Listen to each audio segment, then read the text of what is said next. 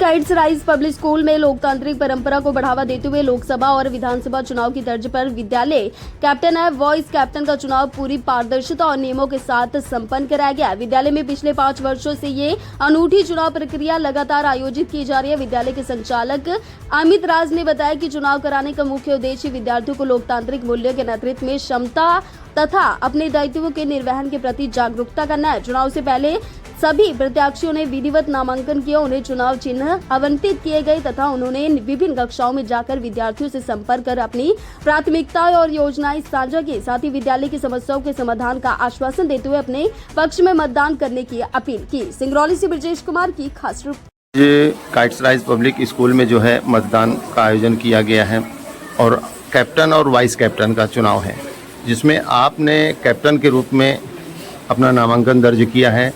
क्या कुछ कहना चाहेंगे और किस प्रकार की तैयारियां हैं इसे लेकर के? तो मैं रवीना बैस एज ए कैप्टन के लिए खड़ी हुई हूँ और इस स्कूल में हर साल कैप्टन 3 साल के कैप्टन की और वाइस कैप्टन के लिए इलेक्शन होते आए हैं।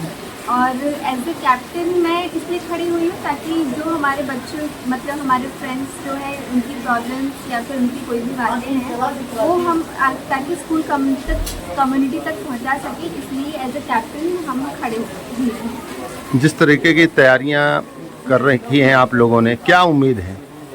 उम्मीदें तो हम यही कर सकते हैं कि ज़्यादा से ज़्यादा वोट हमें ही मिले और बाकी जो रिजल्ट आएगा वो वही देख के पता चलेगा कौन जीतता कौन हारा है।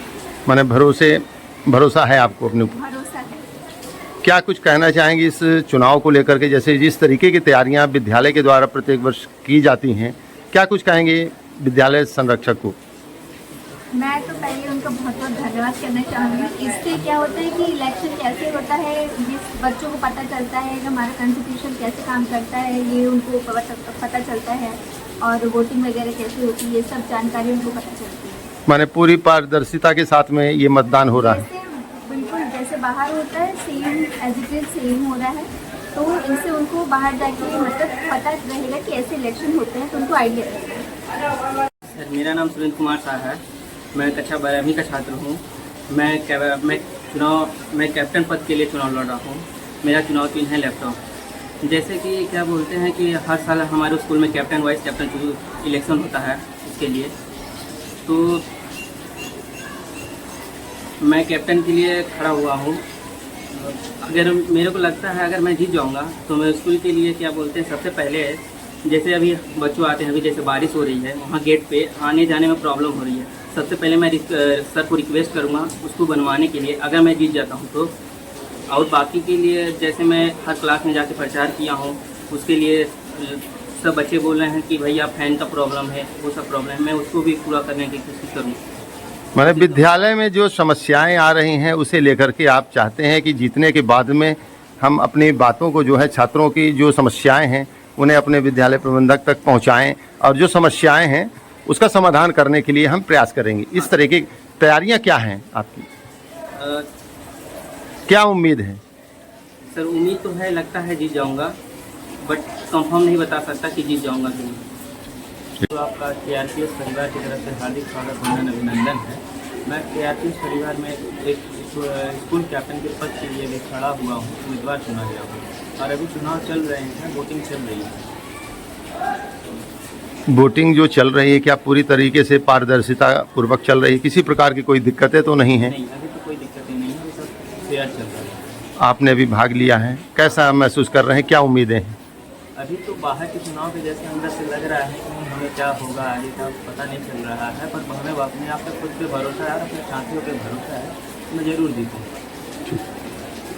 मैं अर्चिता शाह हूँ, 11th साइंस से हूँ और मैं यहाँ वोट देने आई हूँ और यहाँ पे एकदम फेयर तरीके से यहाँ पे इलेक्शंस हो रहा है और ये हमारे लिए अच्छा एक्सपीरियंस है ताकि हम आगे चल के फेयर तरीके से इलेक्शन दे सकें और हम एक छोटा सा एक्सपीरियंस कर सकें कि आगे हमारे जीवन में हम इसको अच्छा अपने रिप्रेजेंटेटिव को चुन सकते हैं अपने फ्यूचर के लिए, बेटर फ्यूचर के लिए। एक अच्छा सा एक्सपीरियंस है हमारे लिए और ये हमारे लिए बहुत अच्छा है, बहुत अच्छी तरह से यहाँ पे हो रहा है। जिस तरीके से चुनाव रखा गया है यहाँ पे, क्या कुछ कहेंगे विद्यालय प्रबंधक को? स्कूल के लिए क्या कुछ कहेंगे संस्थान को, जिस तरीके के ये चुनाव का आयोजन किया गया है? ये स्कूल हमारे लिए एक एग्जाम्पल दे रहा है, हमें पहले से एक्सपीरियंस करा रहा है, ताकि हम आगे चल के हम ऐसे धोखाधड़ी में नहीं कर सके, किसी की लालच में आके हम कभी भी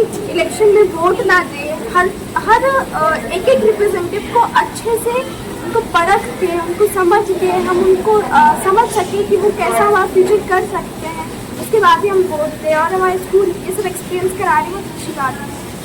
सबसे पहले वंदे मातरम।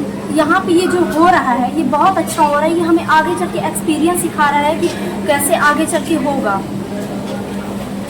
जो आपने मतदान किया है, क्या उम्मीद कर रखी है और क्या ये पूरी तरीके से पारदर्शिता के साथ में हो रहा है? किसी प्रकार की कोई धोखाधड़ी तो नहीं हो रही है? नहीं, किसी प्रकार की धोखाधड़ी नहीं हो रही है। ये हमें पूरा मतलब कि इसको हमें पार्शियलिटी नहीं हो रही है, जो बच्चे चाह रहे हैं जिसको वो हो रहा है। क्या कुछ कहना चाहेंगे विद्यालय प्रबंधक को? विद्यालय प्रबंधन का तो बहुत ही अच्छा नियम है कि ये सब करा रहे हैं। क्या नाम है आपका? दीप्ति प्रजापति। तो वंदे मातरम सभी को। मैं इस स्कूल की एक छात्रा हूँ, संजू लता पांडे, कक्षा 9वीं। तो काइट्स पब्लिक स्कूल में आज इलेक्शन है वाइस कैप्टन और कैप्टन का।